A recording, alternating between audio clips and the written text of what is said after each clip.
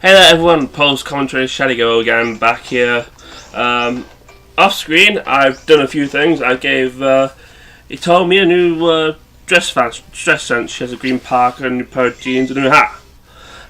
Also off screen, I taught Sparkle Thunderbolt, and I taught Asuka Surf. Basically Thunderbolt was going to give to Sparkle anyway, because she's not going to get a better stand move. She does actually learn discharge. He does actually, well, I forget which change of Sparkle is great at her, but he/she/it. But it learns discharge the next level. It's a little bit too light. But yeah, Surf just a right. Better move than Water Pulse, so going with that. I mean, I've got the water boosted move, whole item, and yeah, just Surf's infinitely better, and it's going to be useful in the upcoming future. But we have a rival battle as soon as we ended up in Route 14. This battle, the only thing that's changed from his Team 3 is that his starter is evolved into fully evolved. There's nothing really that my team can handle. Gearburn versus Meowstic here. Meowstic cannot do anything, Fake Out doesn't work, Psychic and Disarming Voice are resisted by Steel typing. Night Slash, I have Shadow Sneak, both one-shotted from this range, so I went for Night Slash just in case. I got the crit as well, which is nice. And I still don't understand how you get to Pet Sword, it's just strange. But yeah, well, I get a couple of levels here, Fang and Nightwing grow levels. A lot of the team here really is just here just for the sake of levels. Because really I only need 3 Pokemon, Gearburn, Fang, which I'm going to use on the Sabsol, and Talonflame, Nightwing. But Fang against Absol, Moonblast one-shots it. Basically all I do here is just one-shot everything with just using type advantages. And actually faster than the Absol. If I weren't faster than the Absol, this Absol can screw you up. Remember with the last fight when I tried using Mega Ampharos for the first time? Yeah, it did a number on me there. So there's that. And there's his final Pokemon, Chestnut. It's fully evolved version of his grass starter. It probably has Spiky Shield. It really should have used Spiky Shield, and it didn't. So Acrobatics one shot it because it's weak to both fighting and grass. Because grass and fighting are both weak to fly. But Spiky Shield would have left it alive at least one turn, and I'd have actually took some damage. Because that's what Spiky Shield does, and it's exclusive to Chestnut in this game.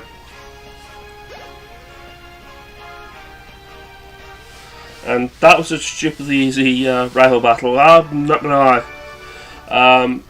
I can't remember if this is actually, no, it's not the last rival battle we're gonna have. We're gonna have one later on.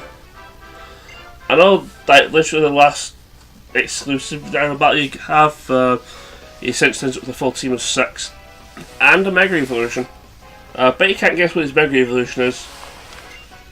I'm not going to spoil anything, but yeah, after that, more cutscenes. It's basically, hey, there's a thing on Route 14, we should go investigate it. Because we're kids, we're investigative kids. We don't have a dog, but well, we do, but it's in the PC. That and Ryle will just like, nah, I want to spend time with Pokemon, just doesn't really. And it's like, okay, bye. So yeah, the rest of the million kids are going to go up to Route 14 and figure out what's so spooky about this house. But we actually started a playground here, and you can actually sit on the swings, but you can't swing it. And there's a slide to the left hand side which you can actually slide on, which you slide on by standing, which makes no sense. And inexplicably, after the cutscene starts, it starts raining on the route. But what I do here is I go off screen, I go get my HM slave, Ziggy, out of the box because I need him for cut. Unfortunately, I don't go anywhere where I need cut, and to be honest, The only thing you can get from the getting cut right here is the TM for Will-O-Wisp, which has accuracy issues but guarantees a burn. And I think probably the only thing that could load it on the team is Gear Burn, and he doesn't need it. Gear Burn is just going to be full on super offensive, so doesn't really need anything for dropping a burn, so that's that. Anyway, Pokemon here, you can find Scorpies, you can find stuff in the water as well. I found this cleanse tag here. What this does is, if the Pokemon at the top of the list on your Pokemon team is holding it, then it lowers the encounter rate, which is all fine and dandy. And I find a Gumi. Now, this is the pseudo-legendary of Generation 6, believe it or not. Despite the fact that it's Pokédex entry stakes, it's the weakest thing ever. Now, why might I think it might not be? While most of the pseudo-legendaries have been more offensively orientated, this one's a pseudo-legendary simply because it's defensively orientated. It's still Dragon type. Final Power just murder it, so I've been trying to catch up with myself. Funny story, when I was scouting the area, this thing's actually supposed to be a 20% encounter, and yeah, I found the rare Pokemon on this route, which is a 5% chance Caravan. I found that twice, and did not find a Gooby on this route whilst I was scouting the route out. So yeah, think of that as you will. I believe I see most of the other Pokemon on this route anyway, because well, I think the other one that I missed is actually Weeping Bell, and ironically enough, I had 3 failed recordings. I did the scouting for this route, and I found nothing but Weeping Bells and like all the other Pokemon apart from Gumi there.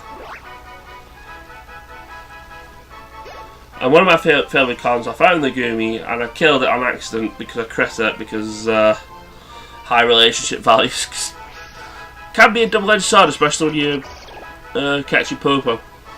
I do actually have False Swipe now, so I kind of actually considering giving well, I had considered giving Gairburn the TM for False Swipe so I can catch stuff, but his moveset really needs priority and it still needs Shadow Sneak, and Swords Dance is nice to beef up his attack. And yeah, I nicknamed Gooby Goopy. If it was a female Gooby, I probably would have nicknamed it Gummy, like the Vocaloid Gummy. But we have Quagsires here, you can find these in the water as well. I believe I killed this one. I know I catch one later, because I was thinking, first hit did less than half. Maybe the second hit will do about as much so that I can drop it into sleep. Because it's part ground, I can't use Thunderwave. But no, it rolls more damage. It doesn't crit, but yeah, kills it, unfortunately. And Sparkle levels up, finally learns Discharge. Unfortunately, too little too late, I already have Thunderbolt. Discharge is slightly weaker, but hits everybody in a double and a triple battle. And it has, I believe it has a high chance of causing paralysis, but yeah, I don't really want to run the risk in like doubles and triples of just paralysing my own Pokemon for the sake of murdering everything on the other side. And well, Thunderbolt's just infinitely better anyway.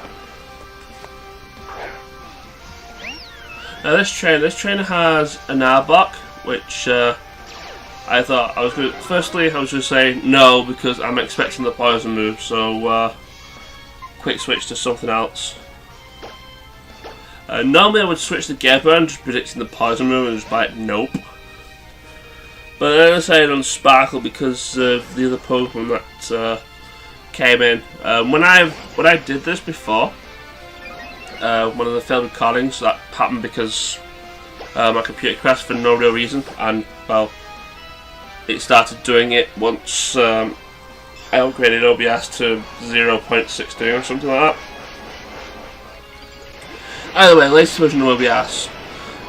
Since then, it's just been crashing when I've been trying to do live recording, so that's why I'm doing post commentary at the moment. But yeah, this Arbok switched out to his teammate and then took a Thunderbolt to the face and didn't like it. But neither did the Arbok, let's be honest. But as it turns out, this the other team member is a Pyro, which is the evolved version. I forget what the thingy Bob is, the previous evolution, which we've seen before. This one's a female one, the male one's actually a little different. But yeah, I power jam this fill because it's the only thing I have against. I was going to say it's the only thing I have against fire types, but I have Quick Ninja, so shouldn't really be that much of a problem at all. Also, you might notice I don't pet Ampharos when it's Mega Evolved. It's because you can't actually do it. Any Pokemon that has Mega Evolved, you can't actually pet. And I don't think it gets any of the benefits like increased crits and stuff, but it does when it's not Mega Evolved. That might be something I have to show off in the later. But since this is a swamp-like area, you can actually get stuck in the bogs. So if you do get stuck in the bog, quickly wiggle the control stick of the circle pad around until you actually free yourself. I don't know whether it has that same gimmick that it had in Generation 4, where when you did that you had a chance of a Pokemon coming out with you and randomly attacking you. But yeah, because Gumi is a somehow Dragon type Pokemon, they dice Moonblast like pretty easily, and I think I was going to crit there. I think even then this item here is, oh there I go, I sank to the bog. This item's not really worth it. Big Mushroom, I could sell that for money and that's about it. And like this, you actually also walk slower, you can't use the roller skates and you don't run. Which can be a problem because sometimes Encounter Rate can kick you in the butt, and I'll be honest, I probably should have repelled and just done nothing but fight the trainers. But I'm happy getting random encounters just in case I have something that I'm not caught yet, so I can catch it for the Pokédex. Because I still get experience from the catch in this game, which is nice. By the way, this guy spun around whilst I was stuck in the bog, so I had to fight him, but he's actually ridiculously easy because all he has is a Gumi. All he has is, yeah, Gumi. And as you saw earlier, Moonblast just absolutely annihilates it.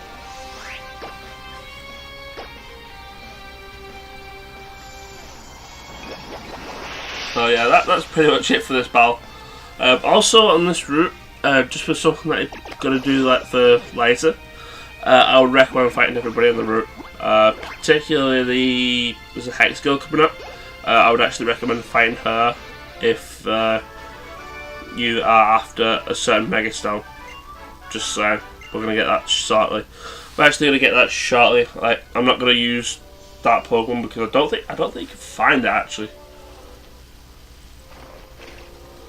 But yeah, I thought about switching you up, and then I realised, wait, Sylveon has my working sense for double money, so no, it's not a good idea. And then I end up finding the rare encounter anyway. Carnivine is one of those weird things. It has Levitate for an ability, so you can't actually hit it with ground attacks normally. And you can actually use it in sky battles, but it's not the most useful user of put in sky battles, simply because it's a grass type, and probably the only thing you're going to find in sky battles are flying types, so it's going to get utterly destroyed. It does, however, decide it's going to use Ingrain, and Ingrain actually welds it to the floor. Ingrain actually heals. It does healing over time, and it wakes you to the ground, so you can't actually be affected by. I believe you can't actually be affected by Raw or Whirlwind. Well, basically, can't be thrown out. and well, he's stuck to the ground, so its ability to levitate is muted.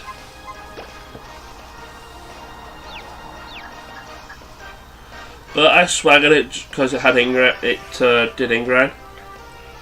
So I was going to try and get damage back, but tried to Ingrain again whilst it was doing it, and I was getting Hypnosis misses because Hypnosis is the worst hitting sleep-reducing move of all time. Which was strange because the last time I actually used Hypnosis was on my Pokemon Red Nuzlocke run a long time ago, and Hypnosis worked when I wanted it to. I think also noticed earlier I bought a bunch of Pokeballs along with my new clothes, simply just because I had a lot of money and I had more money than Zance. But I'm gonna get rid of all my Great Balls first because before I start using Ultras.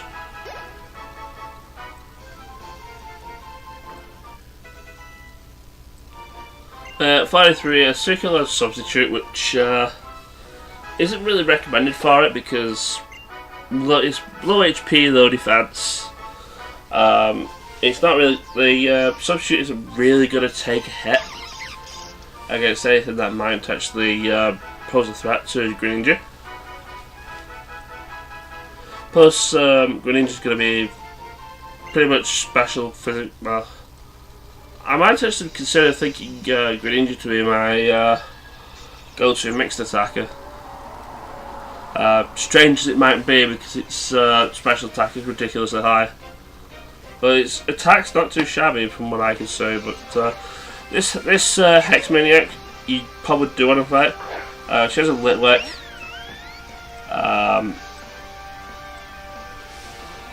There in here I was risking, do I want to go to Greninja and kill this thing with Surf? Or do I just risk the flame body happening and chew on a candle? And turns out it manages to stay alive with like 1 health. And all it does is imprison, which unless it has Moonblast, that'd be a bit of a problem. The other thing I could have done was Gear Burn, but I didn't want to risk the fire move. Fire moves on Gear Burn would have been a bad die. But this Hex skill has a Haunter, which is the reason why you fight her, because you need a Haunter in your Pokédex somehow to get a certain thing we're going to get in the next time. But Haunter I am not afraid of. It is faster than Gear Burn, so Shadow's the way to go. And well, it's dead, which is nice. Didn't even need the crit, but there we go. And I'm just petting a sword for no reason. And that's that battle sorted. That's probably the only battle you really need to do. All the other ones you can avoid, but if you really want a special something later, then you'd have to fight this one. Since this is probably the earliest one you can actually do. Do you think she's a wizard, by the way? But anyway, around here, I believe there's a route that goes to the right, and that's where you actually need cut. I actually don't go that way because kind of didn't realise that was a thing. But I've actually looked at the map of Route 14 and it's like, oh right, there's a thing now. So I'll actually go do that before starting the next video properly. So I get the TM and stuff, so you're not going to complain, hey, you missed the TM. I am actually aware I missed the TM, but that's the thing. Poliwell's thing, Poliwell is dead to a Moonblast.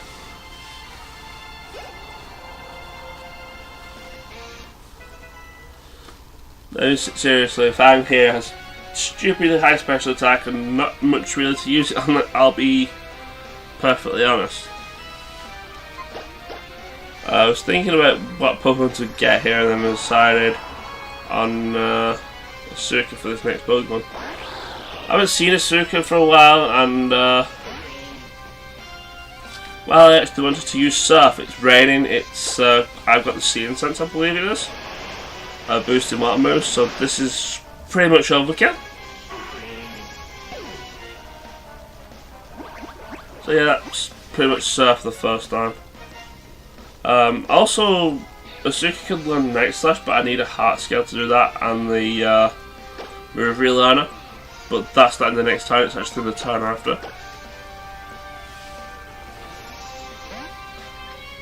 But we'll get to that soon. Fang's coming out for the last guy, who's a Fracture, that's why I brought Fang out. I think this was one of the times where my computer decided to crash after this guy, before this guy came out. So I didn't actually know which Pokemon this was. I decided to say Moonblast PP just by Dreamcast. I didn't necessarily need it because all Dreamcast is there for is to heal should Fang actually get hurt. Save me on a potion or two. And it leveled up and wanted to learn Psychic, which is useless unless you can predict a Pokemon setting up.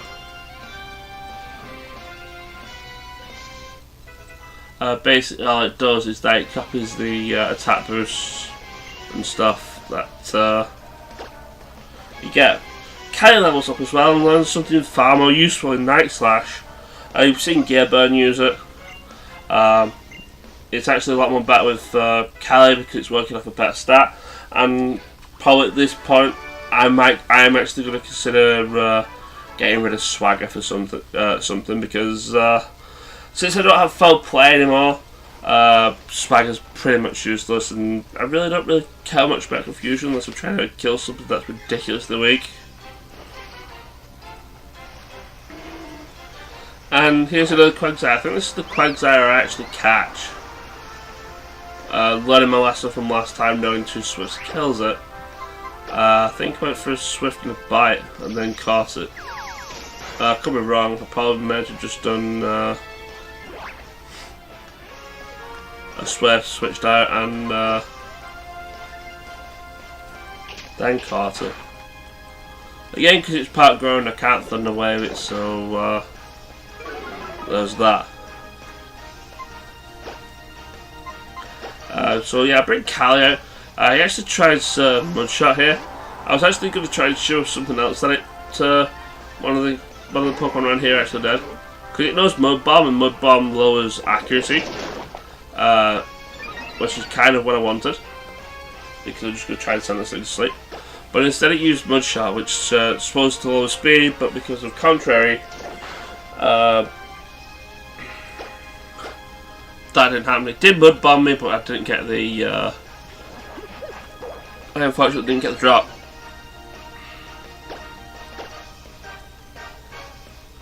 But finally Hypnosis hits. Callie's not really been hitting Hypnosis all that much at all in this game since I actually got it, but kind of have to deal with it to deal with things that I can't paralyze, which is unfortunate. But anyway, this Quagsire's ours now. It's pretty great. Actually, let me know in the comments if you don't mind me catching Pokemon or not. My personal thing is to catch it, especially since you still get experience for doing it. If it was probably like one of the older generation games, I might consider not doing it and just cutting out random battles, but it's actually the main reason I've not really been using repels. Not gonna lie, I have like 20 odd in the bag, and I think I've only really used one. That was in the Reflecting Cave. If you touch this Hex girl here, she gives you the TM for Toxic, which she kind of doesn't really explain clearly here. If you give it to a Poison type Pokemon, it basically always hits, and it also hits in semi-protected turns, like the first turn of Fly or the first turn of Dig. But to get this item, which I think is a Damp Rock, you have to surf over to get it. The Damp Rock increases the amount of rain, most of the turns that rain lasts on the field. I think it's from 2 to 5 turns normally to 5 to 8. Also, I was running around there just to show off the other sprite that is normal for Surf. And then I run into a Stunfisk. Stunfisk is part of the electric background, which is pretty much a pain in the ass, and it might have static, but I have moves that don't make contact, so only her for you. Just like you can discharge at it to hit me with paralysis. Like I said, I believe it's 30% chance for paralysis. Now, if I wanted to stay in like longer, I could have actually shown that if your Pokemon has high enough affection from playing Pokemon with me like all day, then it can actually cure paralysis on its own and actually to fling an item at it, but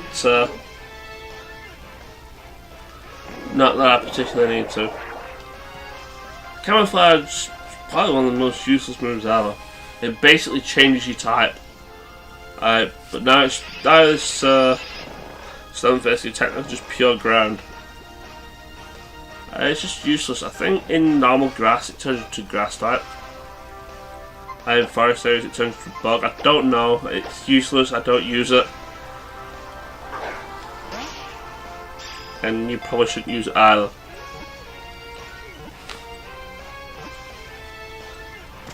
Well, yeah, put it to sleep, caught it first time. Next. Oh yeah, good job there, Kelly. You're the greatest little squid ever. Tell you man, Kelly's the best squid. None of this Mary shenanigans. It's always been about Kelly.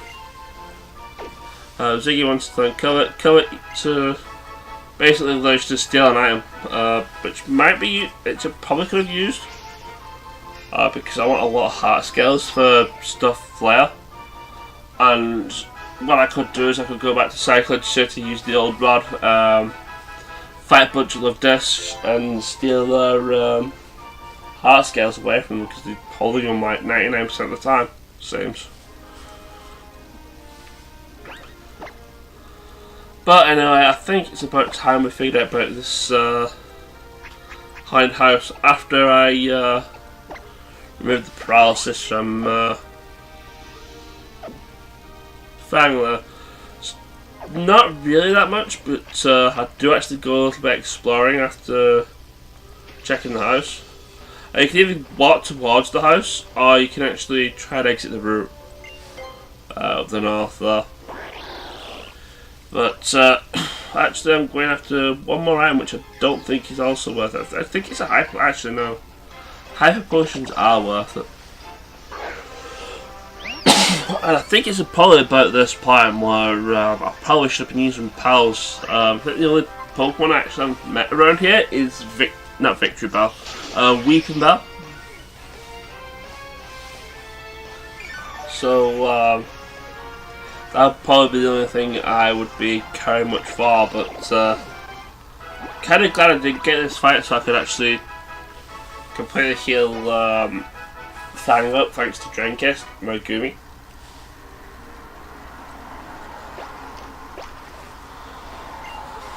It's just like, I'm really I'm quite a bit of a scourge when it comes to items. But yeah, you didn't actually have to surf, but it's a lot faster.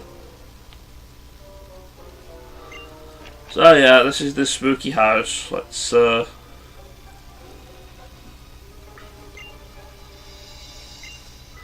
let's pay a visit. We're meddling kids. We don't mind ghost stories. We could probably track the ghost and find out who's been scaring people all along. But turns out there's just nothing really here apart from this guy who's like, oh, I'm going to tell you a spooky scary story then, which isn't particularly spooky scary at all. Also, I didn't let the text wander around at times because the camera's actually moving, and eventually when the camera stops moving, it's in a position where it literally makes no sense for it to be in. I think it's supposed to be centered on the old guy, but it's actually not. It's actually more centered on where Shauna is, as you can actually clearly see here.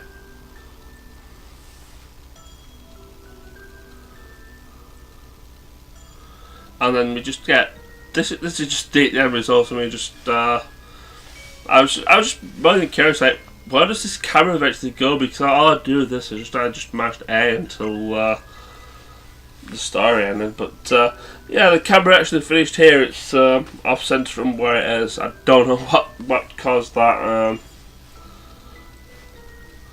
I don't know whether it does the same thing. I think it probably does the same thing if you try and exit the route. Wait, oh no, a horde of faceless men. Ah, whatever shall we do? So scary. And he has the audacity, yo, give me a tip. And I'm like, no. Your spooky story was crap. Yeah, let's get out of here. Heck, Turtle wasn't even paying attention.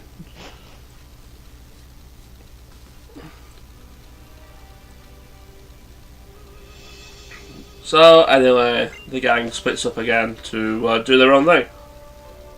After more cutscenes. Also, the rain stops. One thing about Gumi is that if you are going to be using it, to get its final form, it has to be. It starts at level 50, but it starts like wants to evolve that. But it has to be raining in the overworld in order for it to do that. Now, I actually noticed this route to the south when I was. I didn't actually notice it scouting, but I actually noticed it there, like right then and there. So I thought, you know what, I'm just going to go here and I'm probably just going to run away from the encounters. I don't really need to be any more level than I currently am. And hell, I probably should have maybe used Repel, because I got a lot of encounters, as you can obviously, as I can well obviously attend to here. The only thing that was going to be interesting is Weeping Bell, and Weeping Bell is only found in the grass on this route, so yeah, Repel was probably the way to go around here. But yeah, the 3 spell Ava just found a spell tag. It powers ghost type moves. Maybe Gailburn can have it later. I'll think about it. But yeah, I think about this point I got pretty annoyed with the encounter rate, so I threw a Repel down after running away from this carnivore. Again, 5% encounter rate, and I've already seen it twice.